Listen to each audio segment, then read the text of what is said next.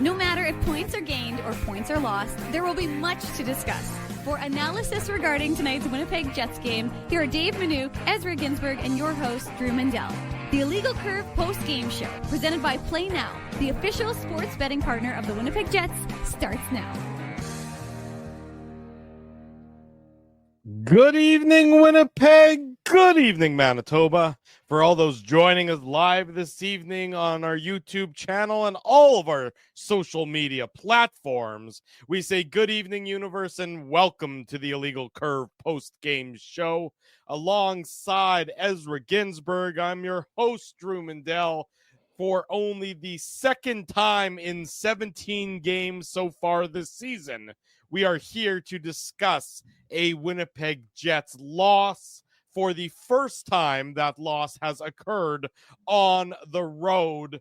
I think it's probably a bit too soon to press the panic button, Ezzy, but what seemed like 81-1 as an inevitability turned out to not be the case as the Jets suffer the 4-1 defeat tonight at the hands of the rested and refreshed Tampa Bay Lightning. Yeah, it seemed like the Jets were going to go 81-1 there. Obviously, guys, we knew that there was going to be a loss sometime down the road, and it happened tonight. And look, the Lightning were well rested. Mm-hmm. They have lost 3 of their last 4 games, and it wasn't, it was only 10, 11 days ago that the Jets spanked the Lightning in Winnipeg. So obviously, the Lightning were much more desperate, especially in the first couple periods. The third period, the Jets came on there. Nikolai Ehlers had a tremendous opportunity late in the game, and there was a good push, especially when Comrie was pulled. But, the Jets couldn't take advantage of some power plays in the third period. And, you forget the Lightning are still a pretty good team, right? Like, I don't think, many people were picking the Lightning to win the Stanley Cup. And obviously, no Braden Point, but Eric Chernak was good to go. That was the only thing that we didn't really know prior to the game starting, because Eric Chernak was injured in their last game prior to their break. He was really solid tonight. And, Nikita Kucherov, was doing Nikita Kucherov things. Brandon Hagel was very noticeable. He was great. Penalty kill and on the power play and at even strength. And, Jake Gensel obviously gets the empty netter there. Like, he's a good player. So, this Lightning team, I think they're going to be in tough to make the playoffs, because they're kind of in that mushy middle of that division, right? Like, they're I expect them to still be a playoff team when it's all said and done. Anytime you have Kucherov, Hedman, and Vasilevsky, if you go, if you got, the goalie, the defender, and the forward, I expect that to be a playoff team. I agree with you. They're not the same. I'm not saying that they won't be a playoff team. I'm just saying it's not going to be easy for them. No, that's fair. That's fair. That they're going to be in tough. There are other teams around them in the Atlantic Division that have improved. Ottawa is a better team than they were. Buffalo's a better team. Detroit is more middling than anything. But I still expect, I'd be surprised at season's end if Tampa Bay wasn't in the playoffs, just given, some of the names we just rattled off. And whenever they get Braden Point back healthy, not to mention, like you said, Jake Gensel knows how to be a winner in this league. That's all he's ever done in this league, is win, whether it was with Pittsburgh or briefly with the Carolina Hurricanes. Yeah, absolutely. And, obviously the Boston Bruins are not the team they once were either. So that's going to help out in that division. Not, a couple of years ago, the Boston Bruins were a 120-point team, and obviously they've fallen off big time. But, obviously the 2 goals 55 seconds apart were huge in this game. Yeah. And, we talked about the desperation that they came with. I think the Jets, kind of didn't have the opportunity to really control the pace in this game like they would like. I think, you saw some good shifts, but we didn't see wave after wave like we've been used to lately, maybe with the exception of the Colorado game, but certainly in the games against Dallas and the game against the Rangers, you didn't necessarily see the Jets control play like they have for the majority of the season. And, that's a credit to the Lightning, but that's also, the Jets can't do that every single game. The power play is not going to score every single game. Like, it seems like through 17 games this year, like the power play is going to produce every single game, and the Jets are going to get, there wasn't that that unsung hero tonight, right? Like Adam Lowry obviously gets the one goal, and that was a huge goal at the time. It was 3-0, obviously, for the Lightning, and it was all Lightning. So that was a huge goal in the second period just to keep them in that game, because obviously the next goal, if the Lightning go up 4, we know that the Jets are not coming back. Vasilevsky's not letting in 5 goals. But I just think that they're, I like the Nemesnikov, Ehlers, Perfetti line. Scheifele, Connor, Velarde, they had some chances. Connor's best chance was when the Jets were shorthanded. Yeah, it was a nice move. But you know what I mean, Drew? Like there wasn't. I saw a tired team. Sorry, Ezzy, but I saw a tired team against a refreshed team. And a refreshed team, especially one that is still as talented as Tampa Bay is largely going to beat a tired team. The Jets, the passing wasn't crisp. You saw pucks, bobble off of sticks. I mean, that led really to the first Tampa Bay goal of the game, which we'll get into when we get into the Play Now game recap. You saw players that are normally what I would describe as sure-handed with the puck, fighting the puck. To me, the Winnipeg Jets, I mean, it's I know it's cliche and I know it might be a bit of an excuse, but there's also a fair bit of truth to it, is that the Winnipeg Jets to me look like a tired hockey team against the Tampa Bay Lightning team that somehow has had 6 days off. By the way, folks, I checked, and with the exception of the Four Nations tournament where everybody gets that time off, at no point during the season do the Jets have a 6-day break between games. So I don't know how the Tampa Bay Lightning got that from the schedule makers. It's bizarre because of the timing, right? You expect that break to happen maybe in December or maybe because of the Four Nations, but it's kind of weird that it happened in mid-November. Yeah. I'm not sure why there was that break. When I was looking at their schedule, I was kind of trying to figure out why there was that 6-day break. A little bit weird, but they'll take it. And obviously they were refreshed. Obviously they got some practice time, and they were the better team. And I thought it was kind of telling that the Lightning fourth line at times was outplaying the Jets third line when they were out there. And that obviously we know that the Jets fourth line has more talent, but Glendening, Girgensons, and I guess there were 11 forwards, so they were 11 and 7. Yeah, so Mikey, it was Mikey Eyssimont the most. Eyssimont was out there on them. that, yeah, and so they were outplaying the Lowry line. Just nothing, spectacular. Just having the puck in the Jets zone, just kind of controlling the play, and there wasn't a lot of pop to the Jets game tonight. There wasn't a lot going on. It was rather low event. Like we talked about it. Ehlers had the good chance in the third period there, maybe bring the Jets back within a goal. Connor on the shorthanded, really nice one-on-one move. I forget if that was Hedman or Chernak, who was the defenseman back there. But he continues to look good on the PK. But again, this wasn't a horrible game. The Jets lost to a team that was more desperate and played better than them, obviously scoring 3 goals in the second period. 2 goals in quick succession in the second period. That's tough to come back from on the road. And the Lightning have been a good home team this year. And they're still, like we said, I mean, the expectation, look, the Lightning are similar to the Bruins, who we mentioned earlier, who are not having a good start to the season. The expectation is playoffs at a minimum for the Lightning, and they're still in it right now. They're not out of it by any stretch of the imagination, and they needed this win. We talked about it. They were coming into this game after the break. They had lost 3 of 4 games, and the big boys stepped up. We talked about it. Kucherov, Gensel, Brandon Hagel, Nick Paul, I thought, had a strong game. Look, the Lightning were better than the Jets were tonight. I mean, they were, and you can try and sort of delve deep into it and try and find the root of the problem and see, were there any flashing warning signs? And to me, they're not. It's not like I saw something from the Winnipeg Jets game tonight or their approach to the game that was concerning. I thought that the underlying approach was still strong. It wasn't that they were starting to cheat the game. It wasn't that they were falling back on some bad habits. They were just, to me, a team that was outplayed by a well-rested team and a team that was fighting the puck tonight. I didn't see a lot of cheat to the Winnipeg Jets game, and if I did, that would certainly be more concerning.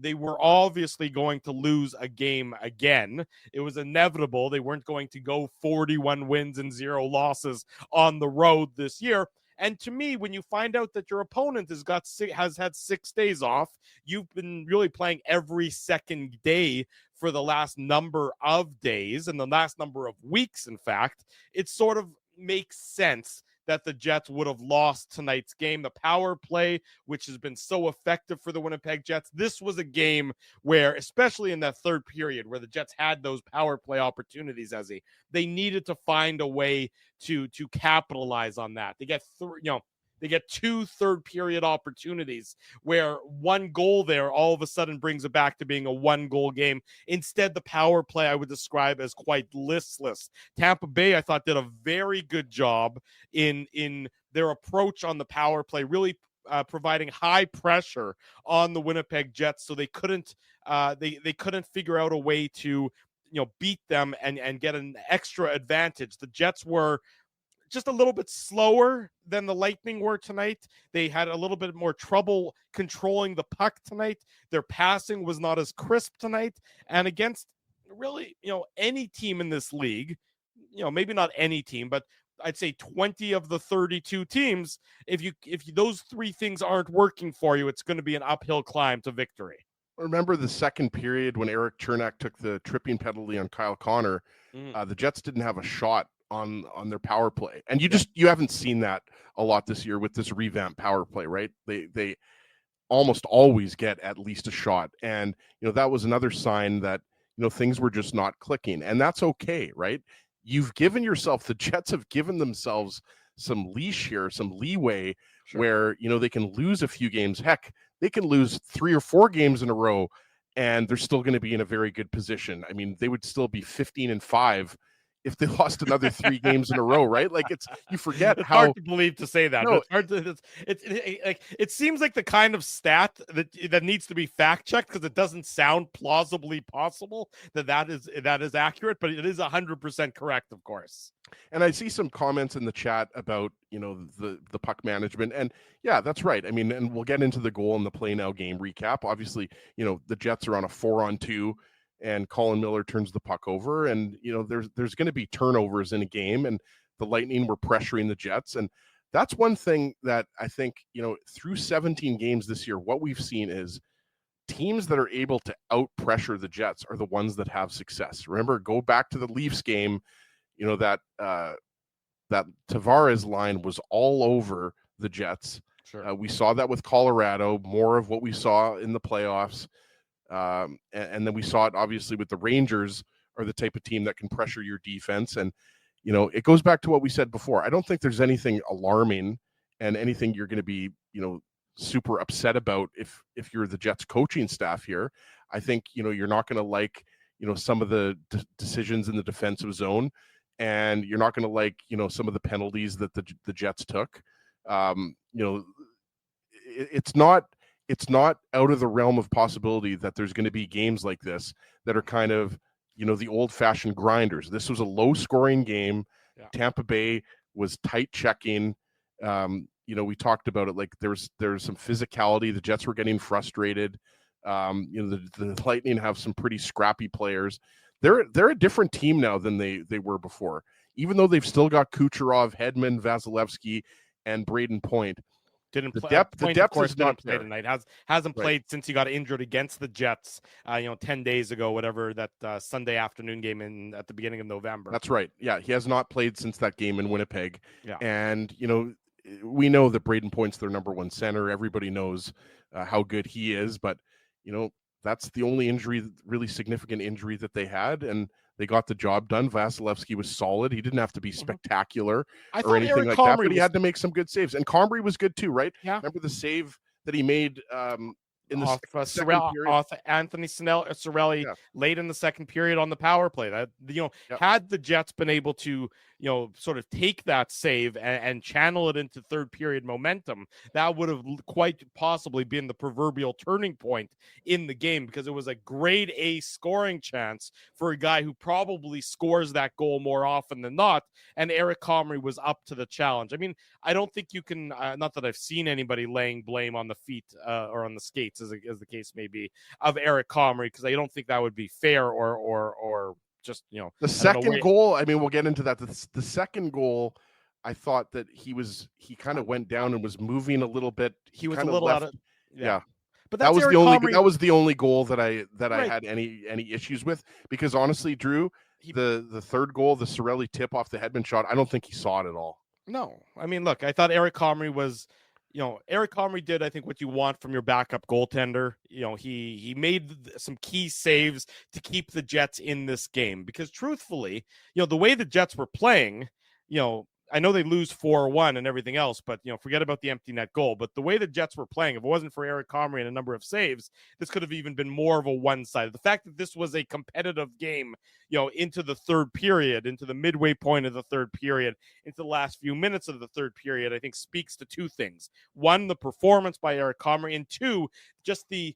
standard that the Jets have set for themselves, where even when they're not playing well, their baseline is still pretty high there. The baseline of a bad game for the Winnipeg Jets is still higher than I'd say a lot of teams, good games. And that speaks to the approach that the Jets have had game in and game out so far this season. So certainly a disappointing result with the 4-1 defeat, but still not anything that you would describe as particularly concerning or particularly worrisome on a long-term basis as they head down south to Sunrise, Florida on Saturday, where they face the Florida Panthers, the defending Stanley Cup champion Florida Panthers, in the first game of the home-and-home series between these two teams.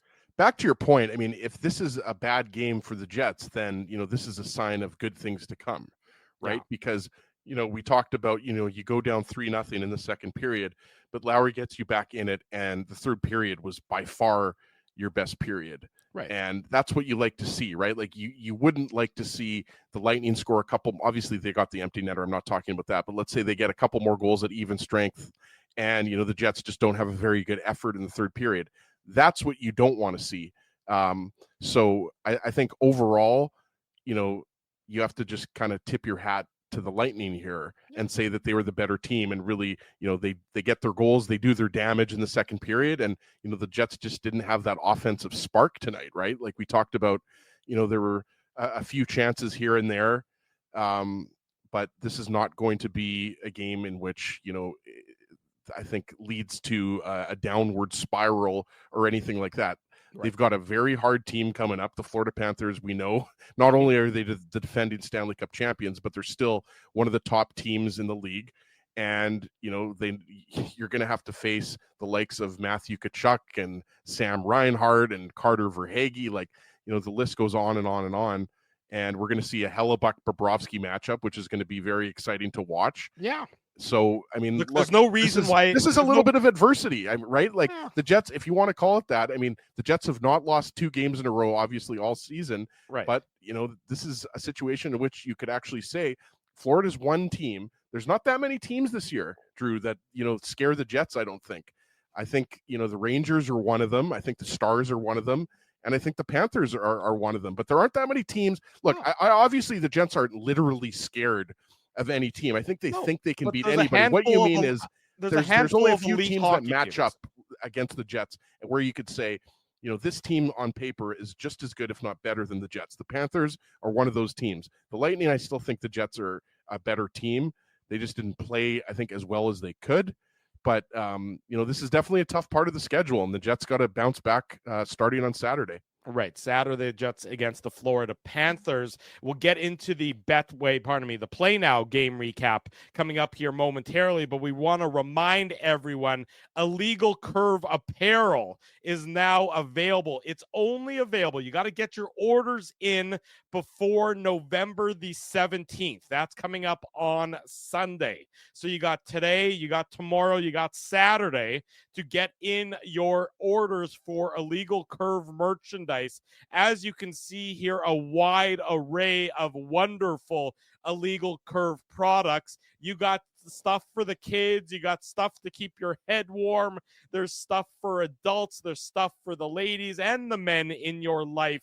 Get your Illegal Curve apparel right now on our website. Go to illegalcurve.com and click the merch button. You can see it. It's on the ticker right there. I know that I went out. I got myself a couple t-shirts, a long sleeve, a 3/4 zip, all sorts of great looking Illegal Curve merchandise. And I've been in touch, and I understand so many more of you have already done that. We thank you for your support. We thank you for rocking the Illegal Curve gear out and about wherever you may be. Don't Going to be a lot of people looking fresh to death out there. There you go, looking sharp as indeed. Make sure you get your Illegal Curve merchandise before the store closes on Sunday. So that's today, tomorrow, Saturday. We'll keep reminding you, Illegal Curve merchandise now available. Let's get into the goal-by-goal recap here on the Illegal Curve post-game show.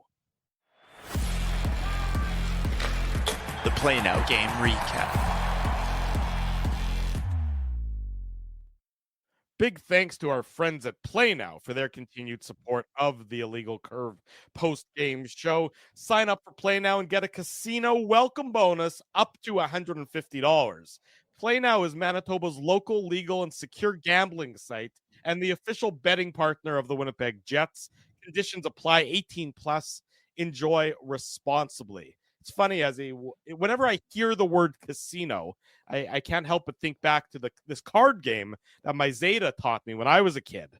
It was a card game called Casino. As far as I know, he was the only person who ever played it. He taught it to me, and I think all my cousins as well. But I've never heard of anyone else who's ever played the game. And being perfectly honest with you, I don't really remember the rules of the game. It was back when I was a young tyke, and that's a lot of years ago. Of course, my brain power isn't so great. So if there's anybody in the chat who ever grew up playing the card game or is familiar with the card game Casino, let us know. Let me know. I'm curious about that. It's a memory. It's an indelible memory I have of my Zeta Morris playing Casino and Cribbage and Gin. But that Casino itself specifically is a card game that I don't think I've ever heard of anyone else playing. Well, if someone can tell us how to play it, maybe we can play it and we can show our kids how to play it, right? There you go. Pass on the tradition that Zeta Mindell started. This was my mom's dad, so this is Zeta Silver. Sorry, but, that's Zeta okay. Silver, right. Zeta Silver, Zeta Morris is what I called him. But so if anybody remembers the card game Casino,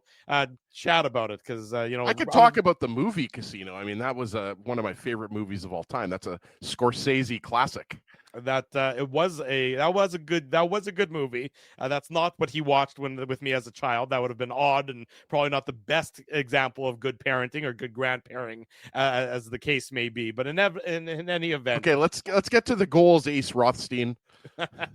Thank you. Tampa Bay opens the scoring at the 7:24 mark of the first period. The Jets were on their heels to start this game. Tampa Bay, you could tell, a team that had 6 days off. They were flying out of the gates, and the Jets were just trying to keep their head above water. Jake Gensel gets his 6th assist to Nick Paul and Ryan McDonough. And really, this looks like it's going to be a good opportunity for the Winnipeg Jets. It's a 4-on-2. And then Colin Miller, who won't like the tape on this goal particularly, it looks like he's trying to pass it up, and he just sort of fans on the pass, and quickly the Lightning transition back the other way, and the Jets, it looks like it's got the potential to be a 2-on-1, but then if you look back and you watch Miller, who's coming back hard, trying to get back into the play to make up for his error, is gesticulating to Hayden Fleury to take the shooter. And as a result, he sort of takes himself out of position, and the puck ends up on Gensel's stick, and both Fleury and Colin Miller out of position, and Jake Gensel is in the slot and makes no mistake wiring it past Eric Comrie to give the Lightning, a 1-0 lead. Yeah, it's unfortunate, right? Because the play starts in the Jet zone with Scheifele chipping the puck past Nick Paul, right, up to, I think it was Velarde, and then Velarde gets the puck back to Scheifele over to Miller, and then, like you said, kind of tries to backhand it back to Velarde and turns the puck over. And then you're right, that's kind of what stood out to me as well. It's a nice little backhand feed from Nick Paul to Jake Gensel, but there was some miscommunication there. And obviously Hayden Fleury and Colin Miller haven't played as much as Logan Stanley and Colin Miller have played together. But I thought that, Colin Miller could have easily just taken Gensel, right? As opposed to making that motion. Well, he tells Fleury to take he tells Fleury to take Nick Paul. Right. I mean, I'm watching the little dots on NHL.com here as well. He tells Fleury to take Nick Paul, but then he goes after Nick Paul as well. And so what ended up happening, he was too late to get a stick or get a body or anything on Jake Gensel, right? So like it was one of those cases where I think what should have, like wires got crossed, but I think what should have happened is Miller should have just let his instincts kind of take over there and let Hayden Fleury take Jake Gensel, because what ended up happening is kind of they both were too late to take either guy. And look, it was a nice little pass, and Gensel has speed coming into the zone, right? But it's just a turnover. It's unfortunate that a 4-on-2 ends up coming back the other way and resulting in a goal, but it just wasn't good puck management, and it was a little bit of just kind of indecisiveness between Miller and Fleury there, right? And the Lightning had all of I think the shots were like 7-1, something like that at that point, right? So in the first 5 to 10 minutes of this game, it was really all Lightning. And so it wasn't a pretty goal, but that's going to happen sometimes. The Jets can't be perfect, right? Like the Jets, that's something you got to remind yourself. The Jets are still 15-2 on the season, right? So let's not get too carried away with some of the mistakes they made. Mistakes are going to happen throughout an 82-game season. But yeah, there was a lot not to like on that goal, Drew. Yeah, there was not exactly right. A lot not to like as well. It's one thing to make the error, and then unfortunately for Colin Miller, he sort of compounds the error with the trying to maybe do too much on the back check and the communication breakdown between him and Hayden Fleury is really leading to this 1-0 goal by the Lightning. That's the way the first period ends. It ends at that 1-0 mark. The Jets get into it, and the Jets really find their skating legs. I thought later in that second period, after having a pretty lousy start to the game, they get a little bit better. They get some opportunities. They try and sort of turn the ice a little bit, but they're not able to get anything past Andrei Vasilevsky. They have that late power play opportunity. Mikey Asimon takes that undisciplined penalty in the last minute of the first period. The Jets, though, as we talked about, the power play just wasn't very good tonight. It was probably one of their... It was just a little bit flat. Yeah. That's how I would describe it. Like, I forget. I'd have to go back. It might have been when Vasilevsky tripped Ehlers, kind of midway through the third period. That power play, I thought that they started to move the puck a little bit better and get some better looks, like Scheifele and Velarde.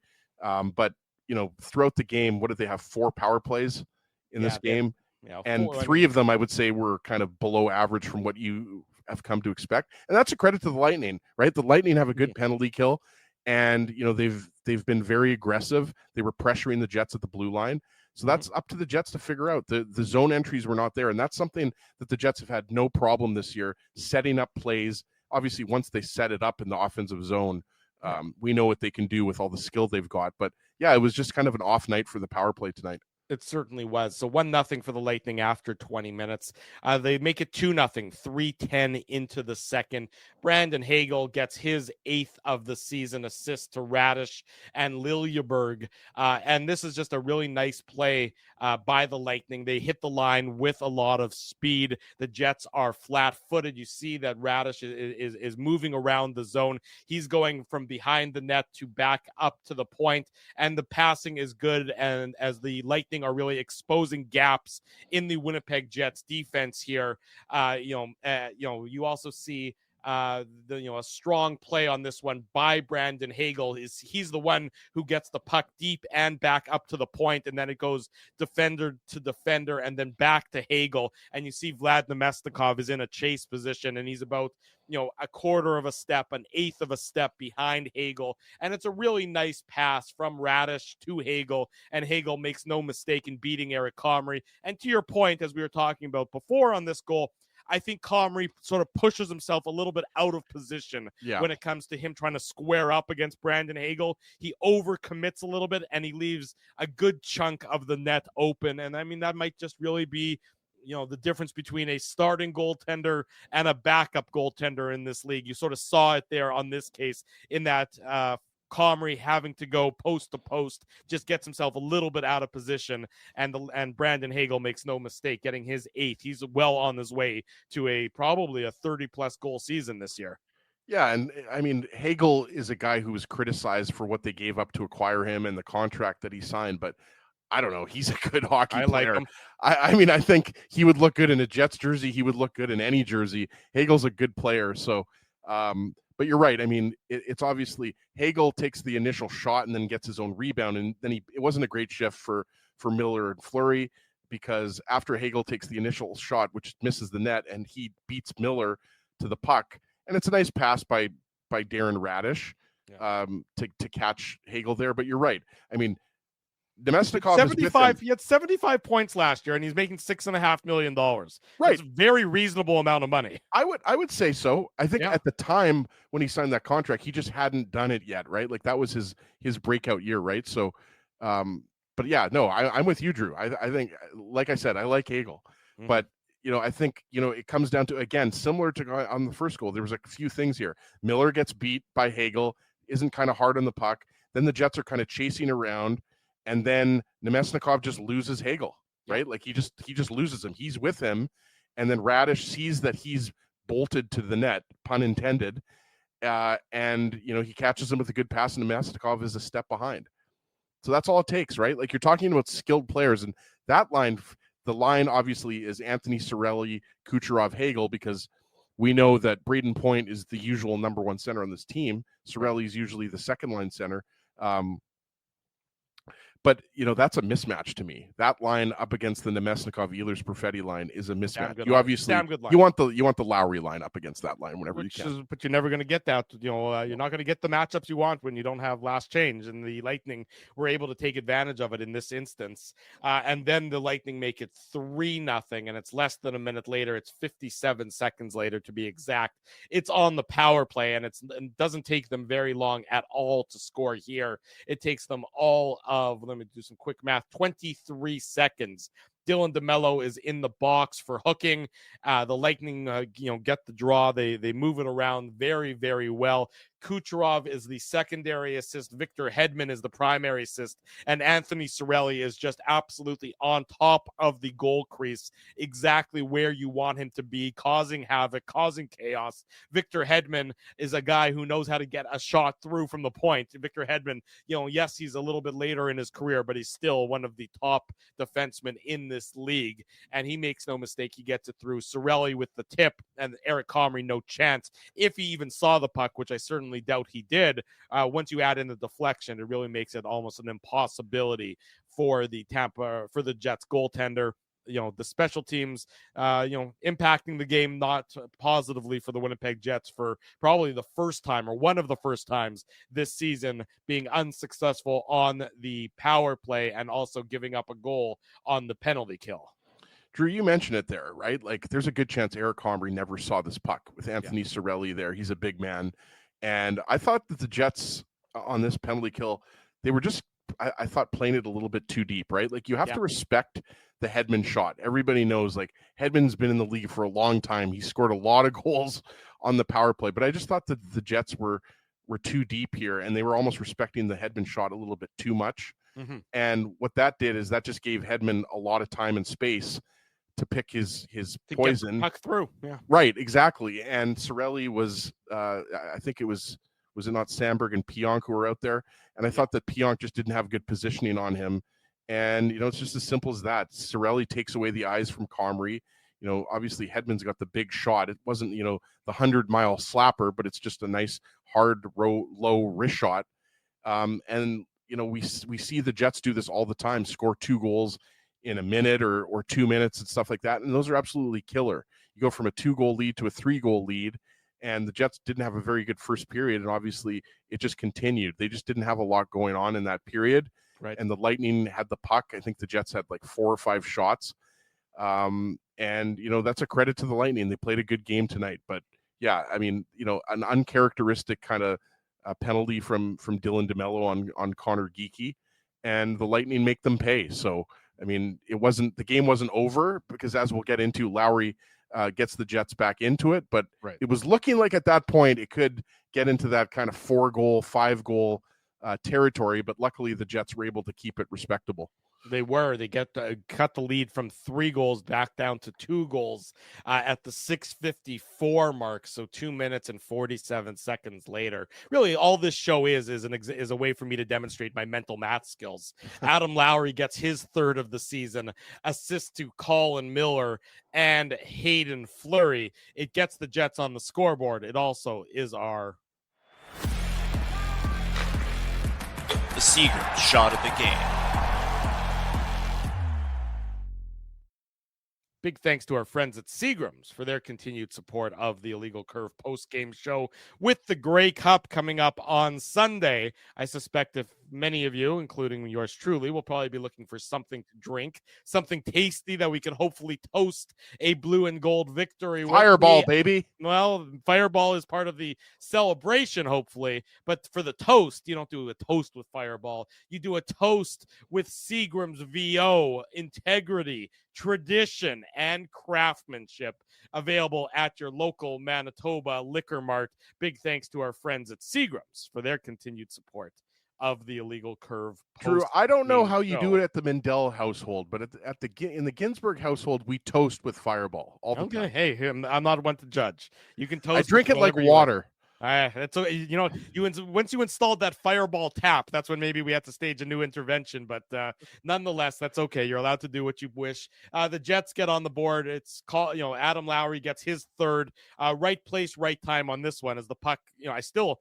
I've watched the replay a number of times. I'm like, where does the puck hit Lowry? But it obviously does plinko in off of him and past Andre Vasilevsky. Colin Miller, we know, has the big shot.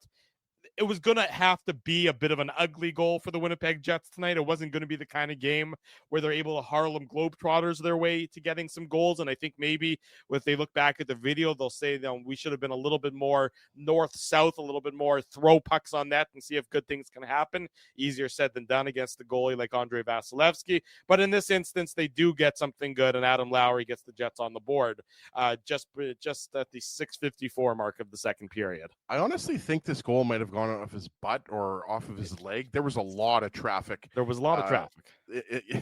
Similar to Anthony Cirelli's goal. I don't think if Andre Vasilevsky saw this, he didn't see all of it.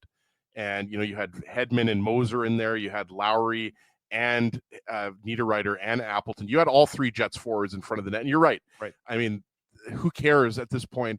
That was just, if there was anything I would say that, gave you a little bit of hope in this loss was that the third line came through with a big effort. And also we talked about it, the third period, we talked about good individual. Sorry, go ahead. I was just going to say, I thought the effort by the Jets by and large wasn't bad tonight.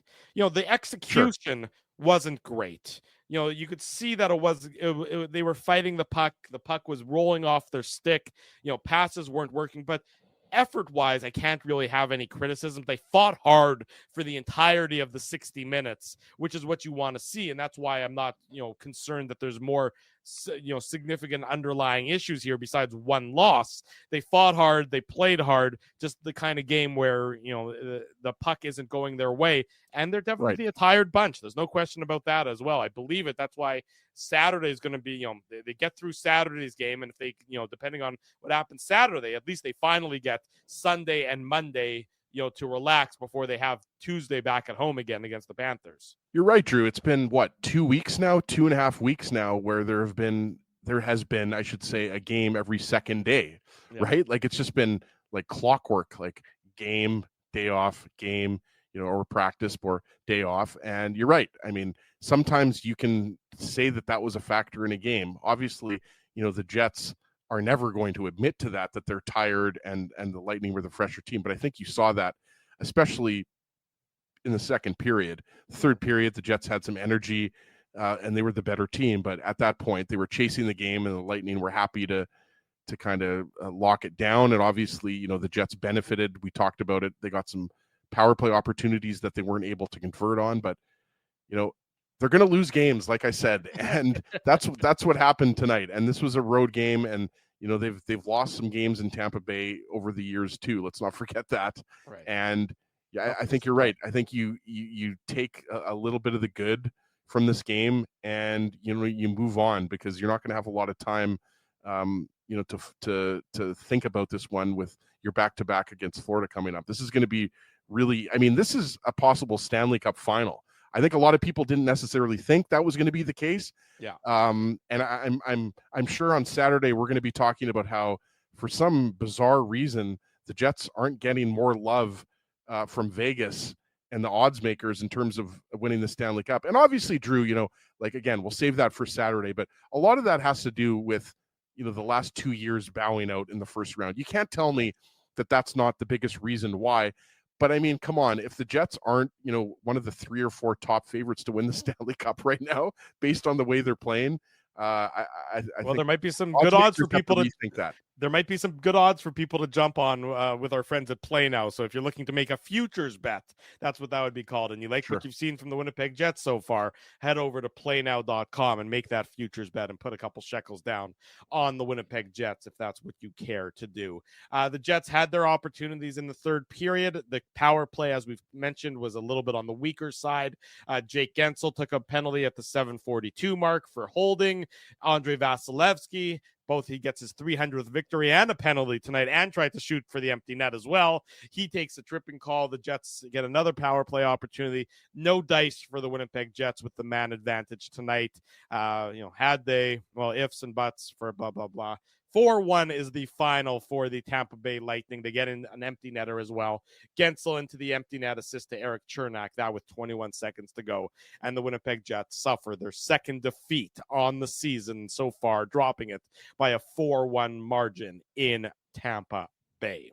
Jets in action on Saturday against the Panthers. We're in action Saturday morning with the Illegal Curve Hockey Show, all about the Jets and the Panthers. They head over to play the Stanley Cup champions. It should be a dandy of a hockey game. Scotty Billick of the Winnipeg Sun and George Richards is going to join us. He covers the Florida Panthers for Florida Hockey Now, if I'm not mistaken. That's who he's been covering the Panthers for many years as well. He was with the Miami Herald forever, and now he's with Florida Hockey Now. George, similar to Mike Heika last week, that's right. Old friend of the show, knows the Panthers like the back of his hand. Back of his hand there, Drew. You needed to complete my sentence there. There you go. It's been a long day. It's going to be exciting with these two games coming up. Call them whatever you want. You can call them statement games. I would just say that they're a battle of two of the best teams in the league and two of the best goalies in the league. And, they're going to be very, very fun games to watch. They should be. We'll talk about that more on Saturday morning, but we'll talk more about the Jets and the Lightning on the other side of these commercial messages. Drew Mandel, Ezra Ginsburg. It's Thursday night. The Illegal Curve post-game show rolls on. Don't go anywhere. We want to thank you for not betting with Play Now and choosing our illegal gambling site instead. Because we couldn't afford things like this without your money. So much of your money. Now you might have questions like, do our profits benefit your community? No. Or bet with Play Now, Manitoba's local legal and secure gambling site. Dining, entertainment, parking, and convenience, all in one spot. City Place is located in the heart of downtown Winnipeg, attached to the Canada Life Center. Whether you're working, living, or out for a night in the downtown, make City Place your go-to destination before or after the fun finds you. Lunchtime, game time, anytime, visit City Place at 333 St. Mary Avenue, next to Canada Life Center. Holt Dental, the new official dentist of Illegal Curve, has a philosophy rooted in two unyielding principles: genuinely caring about patients and providing outstanding service. Being a patient of Holt Dental means more than just checkups and treatments. It's taking the time to listen and talk to each patient so they can achieve the best long-term health, functionality, and aesthetics for their teeth, mouth, and gums. Conveniently located at Grant Park Festival on Taylor Avenue, Holt Dental is dentistry of the highest quality in a comfortable and relaxed environment. For more information, visit holtdental.ca. Oh, and there's plenty of free parking at the front door, too. Celebrating its 40th year as Winnipeg's home for stand-up comedy, Rumors Restaurant and Comedy Club has recently been named Canada's top comedy club and a top 5 comedy club in North America. From birthday parties to date nights to fundraisers and everything in between, Rumors is your destination for the best and most affordable live entertainment Winnipeg has to offer. For more information on upcoming shows, Rumors' incredible promotions, and to purchase tickets, visit rumorscomedyclub.com. So you're a pizza person, you married a wing person, but somehow your kids are salad people. You can't pick your fam, but you can pick your BP meal deal. Starting from $18.99 for takeout or delivery at bostonpizza.com. Bottom of the hour, welcome back to the Illegal Curve post-game show. Drew Mandel, Ezra Ginsburg with you on this Thursday night. The Jets drop a 4-1 decision to the Tampa Bay Lightning, dropping on the year to a mere 15 wins and 2 losses through their first 17 games. Reminder, as I saw that up there on the board, it said City Place rocks. We will be at City Place on Tuesday for the lunch hour show prior to the Jets and the Florida Panthers. So if you're in the downtown area on Tuesday, join us at 12 noon up in the food court. Look for the large Illegal Curve sign. We're going to be doing our pregame show prior. I know where I'll be. I'll be in the Samosa Hut. There you go. As he's going to be at the Samosa Hut. He was going to be at Samosa Hut anyways. It just so happens that he will also be doing the show from there as well. So join us on Tuesday at City Place at noon hour for the Illegal Curve lunchtime show, the Illegal Curve preview of the Jets and the Florida Panthers. And then on Friday at 6 o'clock, we're going to be at Boston Pizza on Taylor Avenue for the Illegal Curve watch party and then live on location post-game show. We will be there as the Jets play the Pittsburgh Penguins. We're not sure where Rutger McGroarty is going to be, but time will tell on that front. So join us Tuesday at City Place and then Friday at Boston Pizza on Taylor Avenue. 2 opportunities next week to be there and see Illegal Curve live and in living color. That'll be a fun week next week. It was great last night seeing in living color Bruce Springsteen as I was going to say, Drew, when are we going to get the concert review? I mean, it seemed like on my Instagram timeline or story feed, whatever you want to call it, that everybody was at that show, but it must have been phenomenal. I mean, there's no way it wasn't. It was phenomenal. I saw Bruce probably, I think it's about 12 years ago. I was with you. Yeah, you were with us. We were on the boys. Yeah, Gary, Huss, all the boys were there. Yeah, that's right. We saw Bruce. So I saw Bruce 12 years ago. He still sounds amazing to this day. It was a fantastic performance. I don't know how he does it. I mean, he's 75 years old and he's rocking out there for 3 hours, and he's got the energy of a 25-year-old. He's a machine. I'm in my 40s, and I'm exhausted 24 hours later, having just danced around and sung for, the 3 hours. You're exhausted taking the garbage out at night. Well, that too. But in any event, it was a fantastic concert. It was everything I'd hoped for and more. I mean, I waited 2 years. I bought these tickets 2 years ago because remember the concert was postponed a year when he got sick. So I was a little bit skeptical if it was ever actually going to happen. And it was great yesterday. I had a great time. It was my wife's first time seeing him. She had a great time. It was really a special night in downtown Winnipeg. Chevy was out before the game. I saw him at downtown having a beverage and sort of taking in the accolades from Jets fans who were celebrating the Jets record of 15-1 to that point. I was going to say, talk about a guy who's living the good life right now. Chevy, 15-1, obviously that was before tonight. Yeah. And then, gets to see Springsteen with 15,000 other people. So yeah, Bombers obviously coming up. We'll talk about that more on Saturday morning show, but what a time to be a Winnipeg sports fan right now. Like everything is just coming up Winnipeg.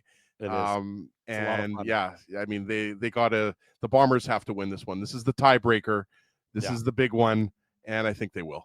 Well, here's hoping. We'll talk about that a little bit more detail on Saturday morning as well on the Illegal Curve Hockey Show. Last word tonight goes to the Winnipeg Jets head coach, Scott Arniel. This is courtesy of our buddy, Jamie Thomas. Quote, "We knew they were going to come after us, and they did. Took us a little bit to get into it. I thought we got up and running probably the last 7 or 8 minutes of the first period. We had some opportunities. We had some chances. They capitalized on theirs." That's the Jets head coach, Scott Arniel, surmising tonight's performance, the Jets dropping a 4-1 decision to the Tampa Bay Lightning, losing for the second time on this early part, the 17 games into the season and only 2 losses. It's pretty good for the Winnipeg Jets, as we have discussed. Want to say a big thank you to all of you who joined us tonight on the post-game show, as well as all the sponsors of Illegal Curve who make this show, the Saturday show, the website, a possibility. Of course, Play Now, they're the title sponsors. Our friends at Rumors Restaurant and Comedy Club. Kyle Kinane is at Rumors all weekend long. Tickets available, rumorscomedyclub.com. Holt Dental, Boston Pizza, City Place, and of course, Seagram's. Support all of these fine businesses because of their continued support of Illegal Curve Hockey. Plenty more post-game information on the website, illegalcurve.com. If you haven't already done so, smash the like button, subscribe to the channel, subscribe to the podcast, leave us some feedback here, there, and everywhere. Always want to hear what you have to say about the show. Thanks, everyone, for joining us. For Ezra Ginsburg, I'm your host, Drew Mandel. Until Saturday at 9 a.m., we wish you good night and good luck. And thanks for watching. Steph, we'll see you there tomorrow night. She'll be at Rumors. Thanks for watching the Illegal Curve post-game show. Thanks for listening to this broadcast from Illegal Curve Hockey. For more great Illegal Curve content, subscribe to the Illegal Curve YouTube channel, follow at Illegal Curve on Twitter, Facebook, and Instagram, and visit your online home for hockey in Winnipeg, illegalcurve.com.